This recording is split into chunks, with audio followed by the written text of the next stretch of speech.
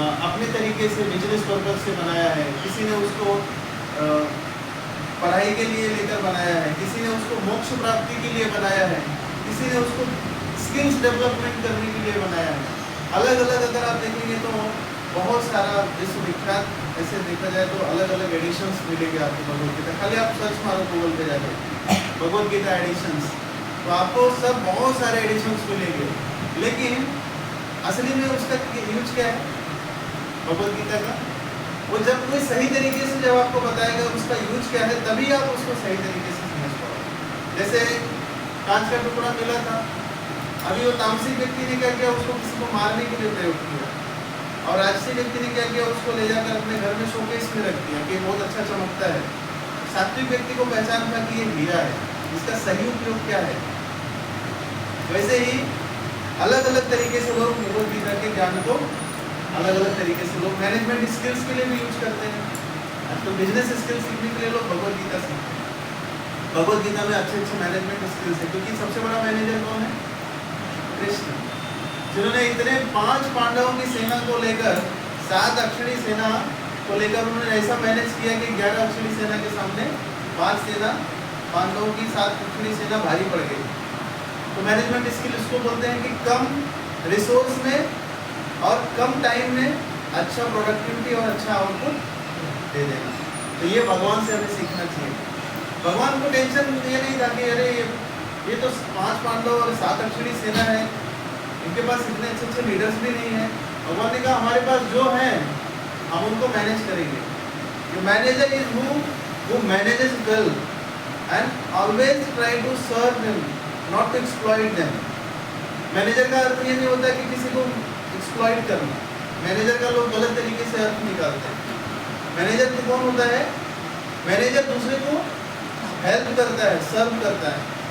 तो किसी का एक्सप्लॉइटेशन नहीं करता कि तुम इतने बजे आओ, तुम इतने रात तक काम करो, फिर तुम जाओ, और वो अच्छा मैनेजर है। वो अच्छा मैनेजर नहीं हो सकता। भगवान राम से भी मैनेजमेंट लेसन सीखना चाहिए। भगवान राम हमेशा इनकरेज करते थे सबको और खुद खड़े रहते थे वहाँ पर। जो भी काम होता था सबसे पहले भगवान राम वहाँ खड़े रहते थे। जिसमें ब्रिज बनाना था तो वहाँ पर पहले भगवान राम खड़े हुए, बोले यहाँ पर ऐसे ब्रिज बनाना है। तो बोले कैसे बनेगा? तो उन्होंने सबसे राय मशवरा किया। ये भगवान राम देखिए, भगवान राम खुद कैपेबल है ब्रिज बनाने में, लेकिन सबसे फिर भी राय मशवरा कर रहे हैं। क्यों कर रहे हैं? क्योंकि सबका ओपिनियन जरूरी है। आपके पास बहुत अच्छा डिसीजन है, आप अच्छा डिसीजन मेकर हो, लेकिन फिर भी सबका ओपिनियन लेना चाहिए। हो सकता है किसी का अच्छा ओपिनियन हो, तो इसीलिए विभीषण ने ओपिनियन दिया। क्या ओपिनियन दिया? कि आप जो है क्या करो, आप ये समुद्र को परेशान मत करो। आपके पास 2 ऐसे महारथी हैं, नल और नील, जो खुद जो है सिविल इंजीनियर हैं।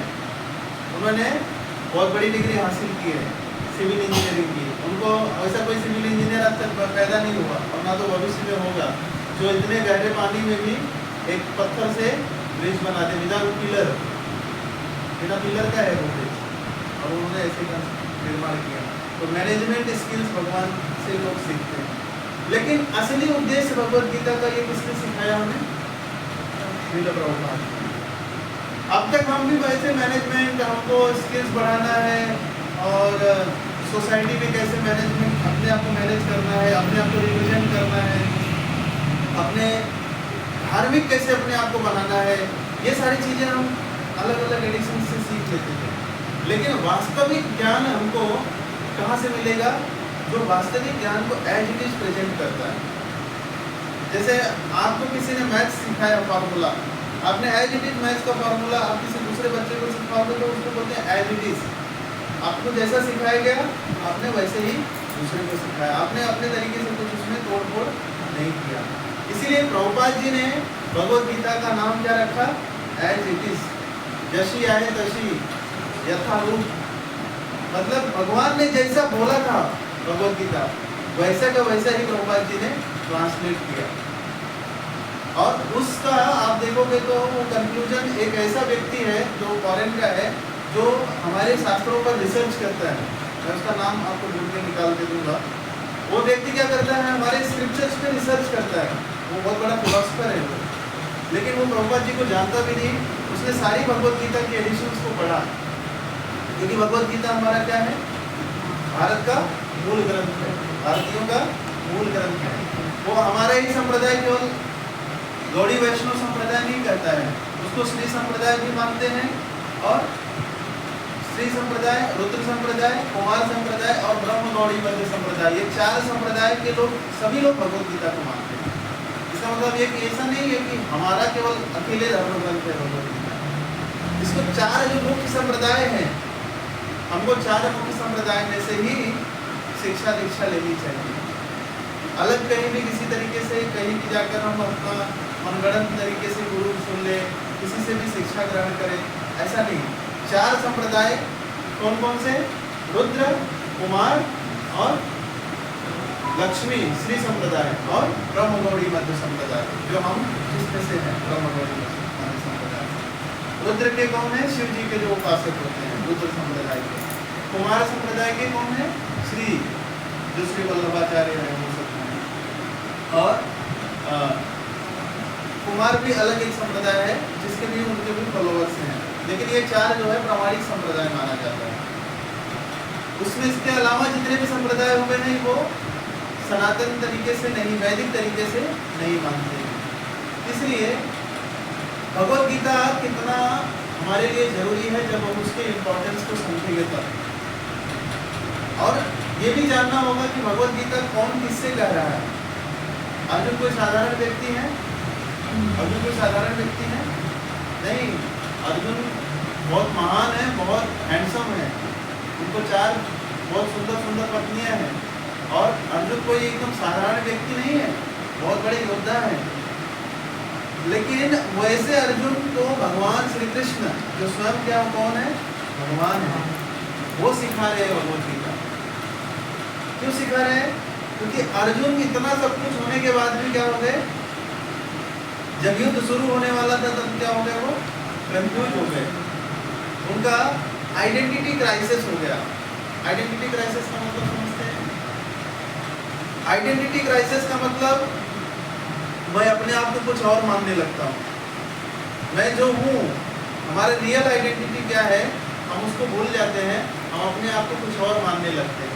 और ये कब होता है, जब कॉन्फ्लिक्ट होता है, जब सिचुएशंस में कुछ कॉन्फ्लिक्ट आ जाते हैं, जब हम संशय में पड़ जाते हैं, जब हम मोह में पड़ जाते हैं, तब ऐसे कॉन्फ्लिक्ट आते हैं।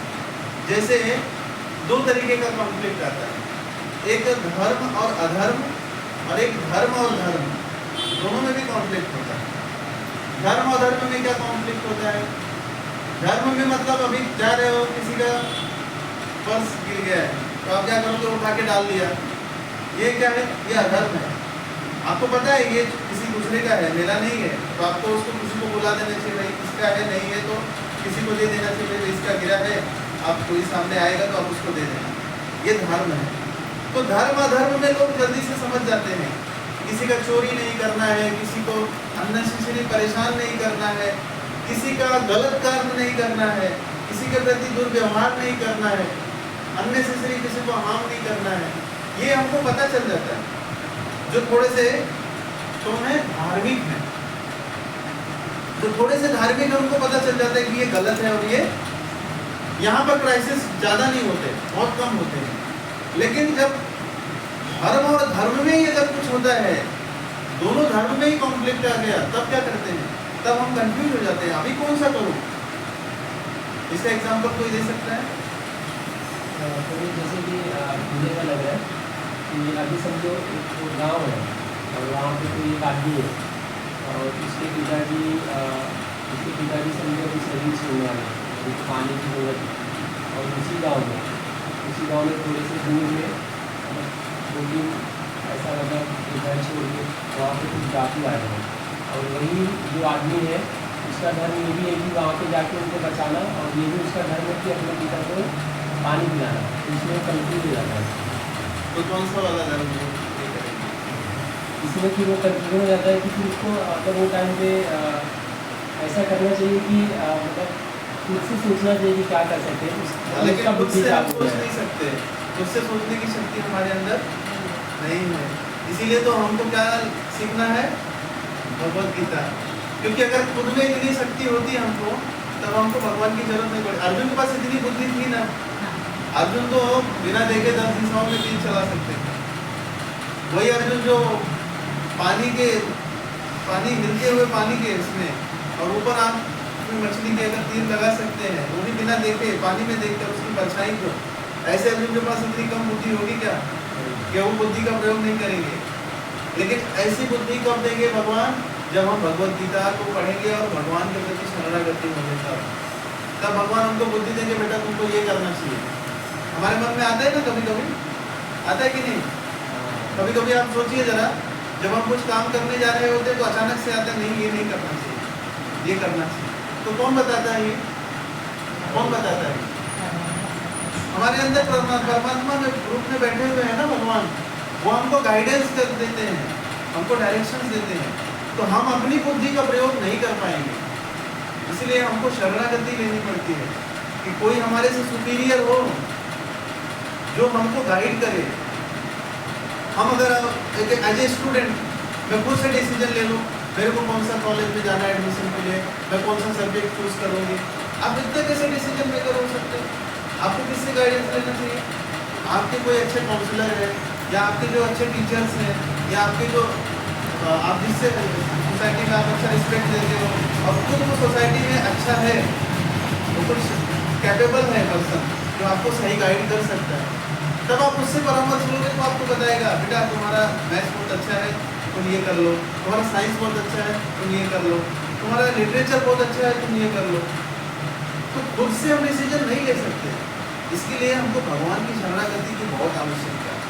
तो जैसे प्रभु जी ने एग्जाम्पल दिया, ऐसे सेम एग्जाम्पल अगर समझो एक डॉक्टर है, अभी उस डॉक्टर को जिस दिन उसके बेटे की शादी है उसी दिन एक ऐसा ऑपरेशन करना है जो बेचारा अगर ऑपरेशन नहीं हुआ तो वो मर जाएगा।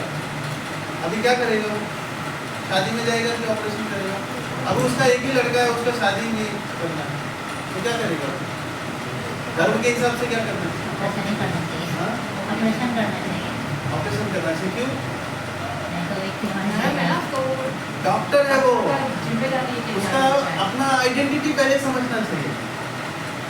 जैसे प्रभु जी ने कहा कि वो व्यक्ति क्या है, अगर वो व्यक्ति डाकू आया है, अगर वो व्यक्ति कुछ क्षत्रिय है, डाकुओं से लड़ सकता है, तो उसको क्या करना चाहिए? डाकुओं से रक्षा करनी चाहिए समाज की। लेकिन अगर वो डाकू से नहीं लड़ सकता और वो बोलेगा कि नहीं मेरा धर्म है उसको जाके बचाना, हो जाएगा तो डाकू भी मार देंगे और इसके पिताजी की भी मृत्यु हो जाएगी। तो हमारा आइडेंटिटी समझना बहुत जरूरी है। Identity, who are we, first हमको वो समझना है। जैसे एज ए स्टूडेंट आपका क्या कर्तव्य बनता है? आपकी आइडेंटिटी क्या है? सिर्फ और सिर्फ पढ़ाई करना। तो आइडेंटिटी क्राइसिस जहाँ पे होते हैं वहाँ पर गड़बड़ होता है। अर्जुन भूल गए, अर्जुन को लगा एक कुल धर्म और एक क्षत्रिय धर्म, दो धर्म में अटक गए। कुल धर्म उनको लगता है कि बहुत ज़्यादा इम्पोर्टेंट है, लेकिन उनको ये समझ में नहीं आया कि आप बाय बर्थ क्या हो। आपका बर्थ होने के बाद आपका रिलेटिव्स बने हैं सब, लेकिन बाय बर्थ जो बर्थ हुआ है आपका वो कौन से कुल में हुआ है? क्षत्रिय में हुआ है। तो आपकी आइडेंटिटी क्या है? पहले आपके माता पिता भाई बहन चाचा काका ताऊ सब बाद में बने, लेकिन आप बर्थ से क्षत्रिय हो।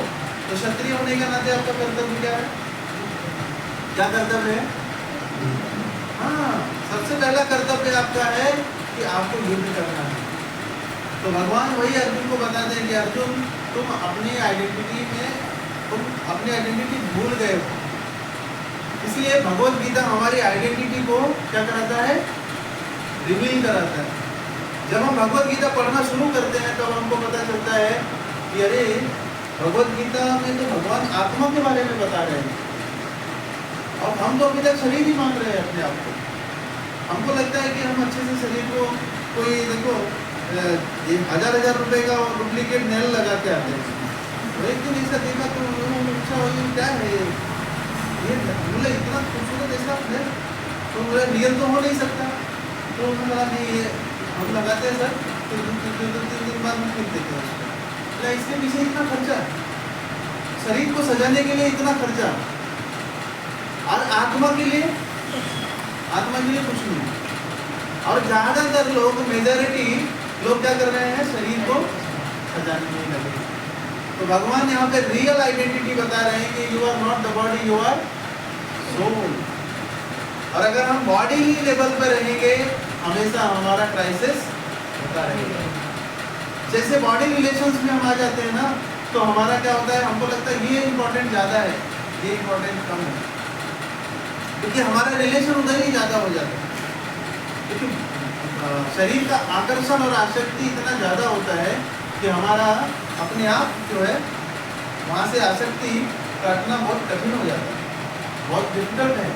इसलिए भगवान कहते हैं कि हमेशा भगवान देखिए गोपियों के साथ भी इतना आसक्ति था उनका, इतना गोपियाँ प्रेम करते थे भगवान से, इतना ग्वाल बाल से प्रेम करते थे भगवान से। लेकिन जैसे ही भगवान अक्रूर जी गए और मथुरा में अक्रूर जी पहुँचे और बोले कि कंस ने बुलाया है, कंस ने एक युद्ध का आयोजन किया, बलि युद्ध का, कुश्ती का, तो आप सबको, आपको और बलराम को बुलाया है, आपको चलना होगा। तो सारी गोपियाँ आके उनके रथ के सामने लेट गई कि आप नहीं लेके जा सकते। लेकिन भगवान ने कहा नहीं, मुझे जाने दो, मेरा धर्म है। अगर किसी क्षत्रिय ने मुझे इनवाइट किया है तो मेरा वो कर्तव्य है कि मुझे जाना है। ऐसा भगवान ने नहीं सोचा, नहीं मैं नहीं जाऊँगा, ये लोग देखो कितना इमोशनल ब्लैकमेल कर रहे हैं, मुझे जाने नहीं दे रहे हैं और आप मुझे ज़बरदस्ती लेके जा रहे हैं। तो ड्यूटी क्या है, भगवान हमेशा ड्यूटी सिखा रहे हैं। So being a senior personality, Krishna he always teaches us what to do and what not to do, हमें क्या करना चाहिए और क्या नहीं करना चाहिए। तो भगवत गीता हमको यही सिखाती है।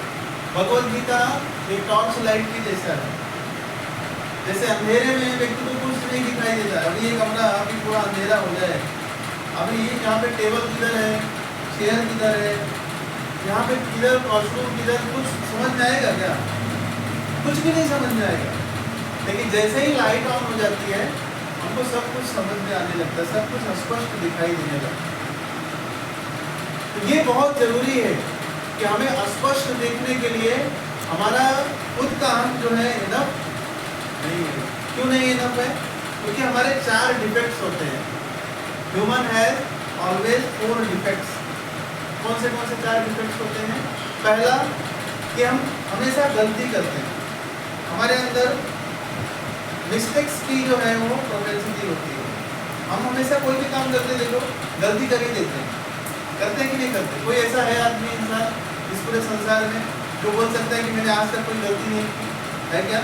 कोई है तो अल्लाह उसको सामने खड़ा करो। और फिर हमारे अंदर चीटिंग प्रोपेंसिटी होती है, हम दूसरों को धोखा देते हैं। गलती करने के बाद हम उसको, अरे नहीं नहीं नहीं ये मैंने नहीं किया था, ये तो पता नहीं किसी ने किया था, मैं तो जस्ट अभी आके उसको ठीक कर रहा था। हम उसको क्या करते हैं? छुपाने का कोशिश करते हैं। और we are always in illusion, we are always in illusion. हम हमेशा किस में रहते हैं? माया में रहते हैं। माया में कैसे रहते हैं? अब मैं आपको एग्जांपल देता हूँ। कभी कभी ट्रेन में बैग ऐसे ऊपर रखते हैं और व्यक्ति जैसे ही अंधेरी स्टेशन आया, अंधेरी नेक्स्ट स्टेशन, तुरंत वो क्या करता है? दूसरे का बैग लेके करना चालू कर देता है। तो व्यक्ति चलो, अरे ये मेरा बैग कौन लेके जा रहे हो आप? अरे वो मेरा बैग है। अरे अच्छा सॉरी। उसको पता नहीं चलता कि वो किसका बैग उठा के लेके भाग रहा है। तो क्या होता है? We are always in illusion. हम हमेशा माया में रहते हैं। कभी कभी हम सो जाते हैं, हमको नींद आ जाती है, ट्रेन कहीं दूसरे स्टेशन पे चली जाती है, हमको लगता है ये हमारा स्टेशन आ गया और हम उतर जाते हैं। बाद में अरे ये तो दूसरा स्टेशन आ गया। होता है ना, जो रेगुलर ट्रेवल करते हैं उनके साथ। और फिर चौथा क्या होता है? हमारे जो सेंसेस होते हैं वो क्या है? इम्परफेक्ट है, वो पूर्ण नहीं है। ऐसा कोई नहीं बोल सकता मैंने देखा था, तुम ही थे। अरे भाई मैं नहीं था, कोई दूसरा व्यक्ति था। अरे नहीं मैंने देखा मेरे आंखों से। तो पता चला नहीं एक व्यक्ति और भी है, उनसे एकदम हमशक्ल जैसा दिखता है। होता है ना, सेम हमशक्ल जैसा दिखता है। या कभी कभी हमारे यहाँ की धोखा खा जाती है, कोई सेम कलर का शर्ट पहन के कोई सेम वैसा दिखने वाला, पीछे से हमने देख लिया, अरे आप नहीं मैं तो मुंबई में था ही नहीं उस दिन, मैं तो बाहर था, कैसे हो सकता है? मैंने देखा था, लेकिन आप दूसरे को देख रहे हैं। कभी कभी क्या होता है, हम जो देखते हैं वो प्रत्यक्ष प्रमाण होता है। लेकिन कभी कभी प्रत्यक्ष प्रमाण क्या होता है, सही नहीं होता है। हमने देखा माता जी ने क्या किया, कुछ सामान लाई थी, उसमें नमक मिलाया, तो हमको लगा उन्होंने नमक मिला के खा रहे हैं, मतलब जो सामान हमको खिलाने वाली है उसमें नमक कम है, लेकिन उनको क्या है नमक ज़्यादा चाहिए रहता है, इसलिए वो नमक मिला रहे हैं, तो उसमें भी नमक ज़्यादा कम होगा ऐसा हमने एजम्पशन कर लिया। इसके लिए हमारा जो है क्या है, ये सेंसेस जो है इम्परफेक्ट है, पूर्ण नहीं है। आप यहाँ से कितनी दूर देख सकते हैं, स्टेशन तक देख सकते हैं, नहीं देख सकते, लेकिन एक जो चील होता है, जो ईगल होता है, कितना देख सकता है वो हजारों माइल्स तक देख सकता है। वो एकदम आकाश में उड़ता है, लेकिन नीचे छोटी सी चूहा रहेगा, कीड़ा, चूहा भी देख के और वो नीचे जाके जंप करके उसको उठा लेता है। तो हमारी आंखें परफेक्ट है नहीं है ना।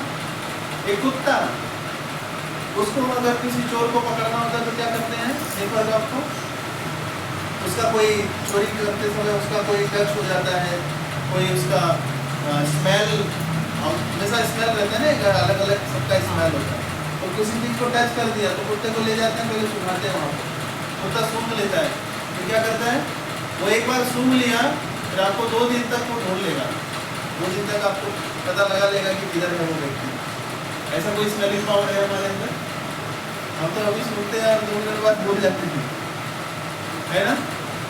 सोने की शक्ति, भालू में 24 घंटे तक सो सकता है। आप 24 घंटे तक सो सकते हैं, कोई सो सकता है क्या, है क्या? अरे 10-12 घंटे बाद आप नाटक करोगे उस सोने का, सो नहीं पाओगे, क्योंकि आपकी कैपेसिटी नहीं है उतनी सोने की। हाथी टन खा जाता है, 1-1 टन, आप कितना खाओगे, 500 ग्राम, 1 किलो, 2 किलो, 1 टन खा सकते हैं क्या, 50-25 किलो खा सकते हो क्या? तो हमारे अंदर वो चीज़ें नहीं हैं, इसलिए हमारी इंद्रियां अपूर्ण होने के नाते हम प्रत्यक्ष प्रमाण को नहीं मान सकते।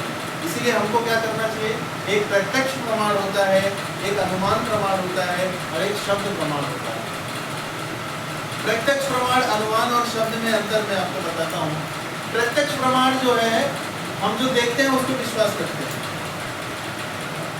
जैसे हमने देखा किसी को सिगरेट पीते हुए कैंसर हो गया, अरे भाई मेरे सामने देखा आपने, तो सिगरेट पीता था और उसके बाद कैंसर हो गया, तो हम क्या करेंगे, सिगरेट नहीं पिएंगे, छोड़ देंगे। लेकिन हम प्रत्यक्ष प्रमाण देख के भी नहीं मान रहे, हमको लग रहा है नहीं वो मर गया, वो उसको कैंसर हुआ था, लेकिन मैं पी रहा हूँ, मुझे नहीं होगा। मैं जब सामने से देखूंगा ना, मुझे जब होगा तब मैं मानूंगा, ऐसा उसका अनुमान होता है। और शब्द प्रमाण का मतलब क्या होता है, शब्द मतलब किसी ने कह दिया आपको, भाई देखो सिगरेट पीना अच्छा नहीं होता स्वास्थ्य के लिए, ये शब्द के प्रमाण है। ये कैसे पता चला, क्योंकि रोज वो रेडियो में, न्यूज चैनल्स में, अलग अलग जगह पर वो पढ़ रहे हैं। और हमारे शास्त्र में भी जो इंटॉक्सिकेशंस है, जो फूड रेगुलेटरी प्रिंसिपल्स में आता है, non veg eatings, illicit sex, intoxication और गैम्बलिंग, ये 4 प्रकार के पाप को नहीं करना चाहिए। ये 4 प्रकार के पाप को नहीं कर रहा है व्यक्ति, नहीं करना चाहिए, तो ये पाप है। तो क्या होता है, व्यक्ति को शब्द प्रमाण मिल जाता है। शास्त्र में कहा गया है ना, ये नहीं करना है, इसका मतलब नहीं करना है, ये शब्द के ऊपर विश्वास है मुझे, शास्त्र जो बोल रहा है इसके ऊपर मुझे विश्वास है। क्योंकि प्रत्यक्ष में विश्वास कभी नहीं हो सकता, अनुमान में भी विश्वास नहीं हो सकता। अनुमान भी लगाएंगे, अनुमान हम गलत लगा सकते हैं। प्रत्यक्ष भी जो हमको दिखाई दे रहा है वो हो सकता है गलत है। हम कभी कभी देखते हैं कि दरवाजा खुला है कि बंद है, दूर से देखने के बाद लगता है खुला है, जब पास में जाते हैं तो पता चला बंद है। अनुमान लगाया था हमने ना, ये खुला है, लेकिन जब पास में गए तो पता चला ताला बंद है, इधर अनुमान है। तो अनुमान भी और प्रत्यक्ष भी दोनों प्रमाण उतने सत्य नहीं है। तो कौन से प्रमाण को मानना चाहिए, शब्द प्रमाण को। शब्द मतलब कौन से, जो शास्त्र में लिखे गए हैं। इसीलिए भगवान जो है, और इसकी पुष्टि कौन करता है, आदि गुरु शंकराचार्य, जो शंकर जी के स्वयं कौन है, वो इनकार्नेशन है, शिव जी के स्वयं अवतार हैं। वो खुद कह रहे हैं, गीता शास्त्रम इदं पुण्यम जापठेत प्रजापुमान विष्णु पदम अवाप्नोति भय शोकादि वर्जिता यदि कोई गीता शास्त्र को अपने जीवन में अपना लेता है तो उसके जीवन से दो चीजें गायब हो जाती हैं। क्या क्या?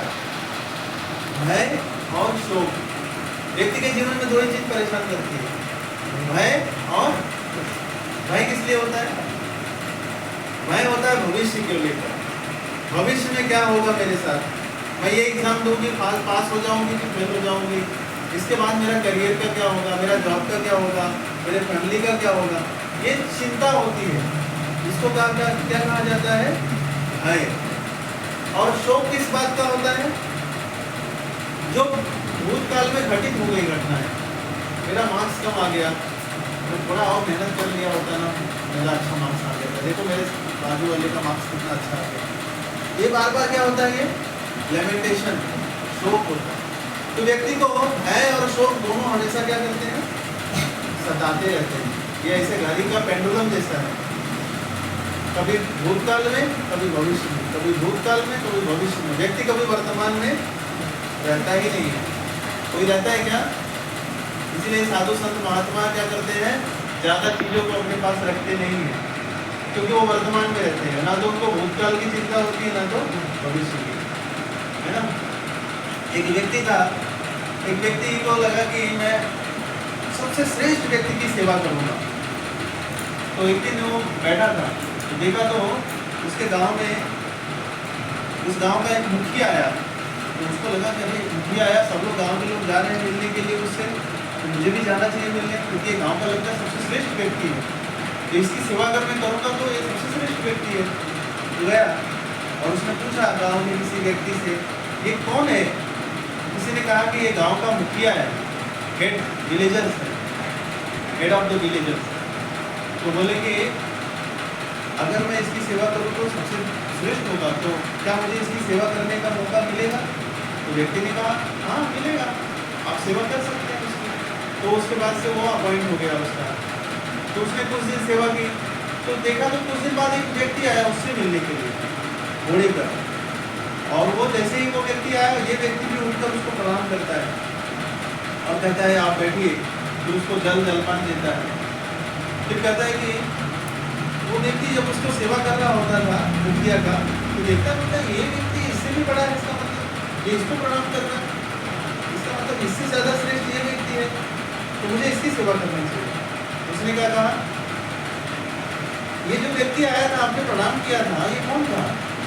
तो बोले कि ये तो राजा का दूत है, मैं तो गांव का मुखिया हूँ, लेकिन ये पूरे राज्य का राजा जो है उसका दूत है ये, और ये दूत मेरे साथ हमेशा आता है और यहाँ से टैक्स वगैरह कलेक्ट करके लेके जाता है। उसने कहा मैं इसका सेवा करूँगा। तो बोले ठीक है। तो वो जाता है उस व्यक्ति के पास, कहता है मैं आपकी सेवा करूँगा। वो व्यक्ति मान जाता है। फिर जब कुछ दिन सेवा करते रहता है, तो एक दिन ना वो व्यक्ति के पास राजा आता है मिलने के लिए। तो राजा आता है तो ये व्यक्ति तुरंत खड़ा हो जाता है, उसको प्रणाम करता है, राजा को बैठने के लिए सिंहासन पे बिठाता है। तो व्यक्ति सोचता है ये कौन है? उसने कहा यही तो राजा है, इनकी मैं सेवा करता हूँ। अच्छा। तो राजा को बोलता है मैं अभी इनकी नौकरी करूँगा। बोला ठीक है। तो राजा की नौकरी करने लगता है, उसको लगता है राजा सबसे महान है, राजा की नौकरी करते रहता है। तो राजा है, एक दिन राजा के पास साधु आते हैं। तो साधु आते हैं तो राजा भी खड़ा हो जाए तो उनको प्रणाम करते हैं और साधु को बिठाते हैं अपने सिंहासन पे। तो बोलते हैं ये कौन है? इनसे भी बड़ा, इनको अपने सिंहासन पे बिठाया, इनको प्रणाम कर रहा है। तो राजा को पूछते ये कौन है? बोले ये तो साधु है, ये तो हमारे राज्य के ये पंडित हैं, पुरोहित हैं, ये यही तो हमको सब ज्ञान देते हैं, ये संत हैं, इसलिए हम इनको प्रणाम करते हैं। तो बोले मैं इनकी सेवा करूँगा। तो ठीक है। फिर उनकी सेवा करने लगता है। तो एक दिन साधु भी क्या करते हैं, वो मंदिर जाकर वो भगवान को प्रणाम करते हैं। तो बोलते हैं साधु भी भगवान को प्रणाम कर रहे हैं, तो इनसे भी श्रेष्ठ भगवान है। तो उसने साधु से पूछा कि आप इनको क्यों प्रणाम कर रहे हैं? बोला ये तो भगवान है, ये तो सबसे श्रेष्ठ है। तो बोले इनसे श्रेष्ठ कौन है, अभी मुझे बता दो, क्योंकि अभी मैं इतना जन को प्रणाम करके चला आया, अभी इससे श्रेष्ठ, अब इनसे श्रेष्ठ कौन है? बोले इनसे श्रेष्ठ कोई नहीं है, यही सर्वश्रेष्ठ है। इसीलिए उनको क्या कहा जाता है? The supreme personality of God है, पूर्ण पुरुषोत्तम भगवान। भगवान पूर्ण कहे जाते हैं। ओम पूर्णमदं पूर्णमिदं ओम पूर्णाद पूर्णमिदं पूर्णाद पूर्णमुदच्यते पूर्णस्य पूर्णमादाय पूर्णमेवावशिष्यते।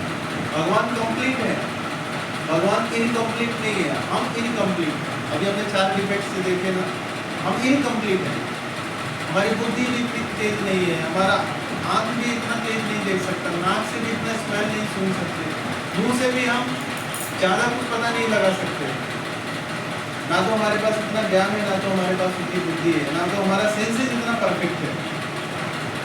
तो जैसे ही व्यक्ति को पता चला कि यही सर्वश्रेष्ठ व्यक्ति है, इसकी ही मैं पूजा करूँगा, तो वो क्या करता है, भगवान का पूजा करने लगता है।